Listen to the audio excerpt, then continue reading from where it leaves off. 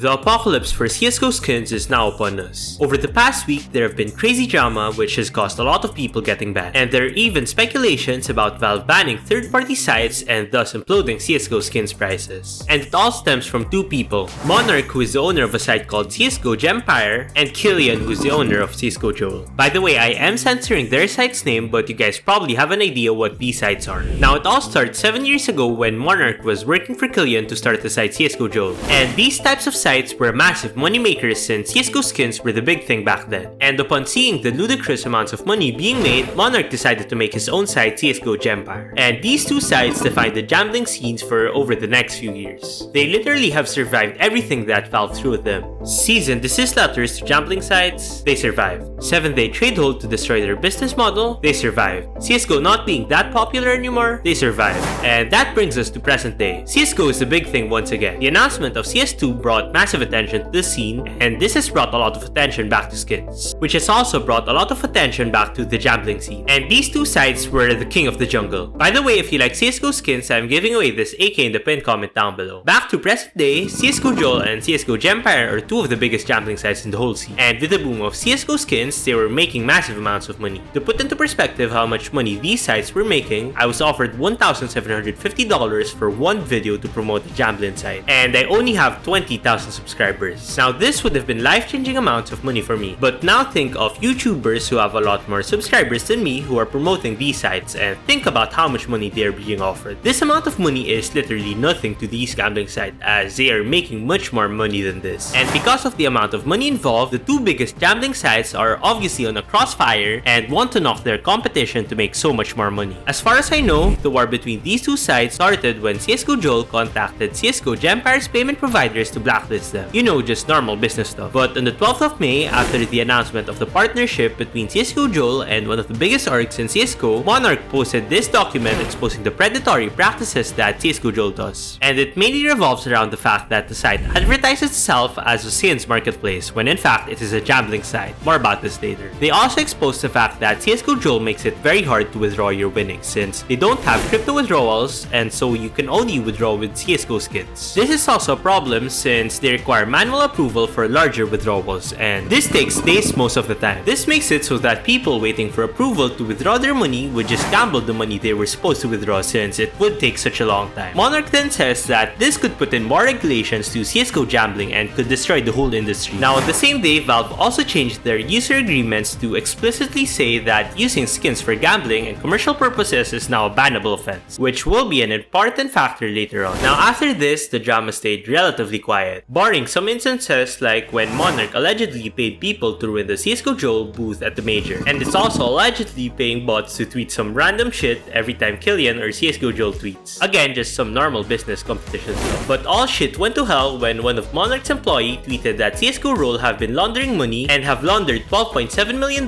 just the past month alone. It is hard to get information about this since there are a lot of non-disclosure agreements among the people involved, but from what I can understand, CSGO Joel presents itself as a gamified skins platform website. They say to regulators that CSGO Skins have no real-life value, and thus why they don't have any crypto or bank withdrawal. This somehow makes it so that the site does not need any gambling license since playing games like roulette is legal since these skins are not worth anything in real life. Now, I do agree that this is highly problematic since it is a literal casino and CSGO Skins do have a real-life value. Going back to the tweet, CSGO Gempire says that they're handing out non-disclosure agreements to some popular traders in CSGO to sell their items on the site to provide liquidity and allowing them to cash out through cryptocurrency. This obviously defeats their claim that CSGO items don't have a real-life value, and thus why non-disclosure agreements were needed. Now, CSGO Gempire posted a list of these suppliers, which included a bunch of very well-known traders, and after a few hours, they were surprisingly banned from using Steam, and none of the banned traders ever defended themselves, which thus provides evidence that they are on an NDA. This caused CSGO Joel to have a massive problem since most of their skin supply was provided by these traders, which got banned, and a lot of people were also withdrawing money fearing that Valve might ban the site or something like that. Now, for the most part, we thought that this war was over. One gambling site who allows children to gamble was very happy to take down another gambling site who also allows children to gamble. But sadly, this was not the end. 2 days after the drama, a ton of people got banned as well, and it involved a lot of really well-known people. Now, this ban is not CSGO Joel related. It involved anyone who was buying and selling selling skins in these gambling sites, and it included buying and selling skins on CSGO Gempire. This has left everyone panicking and selling off all of their CSGO skins, fearing that they could also be banned any day, which has caused many prices to go down. Now, before I answer the question of should you sell your skins right now, let's hear a quick word from the sponsor of this video. Do you want to trade the old ugly skins you don't use for the newer better skins? Well, the Steam market takes a hefty tax, so a better way to do this will be using the sponsor of this video, SkinsMonkey. SkinsMonkey has a huge inventory, so any skin you want is in here, and I even get my low float skins for my trade-ups in here. So all you have to do in the site is put in the skins that you don't want, then put in the skins you want, and click trade. And by using my code elsu, you can get a free $5 or a 35% bonus if you top up.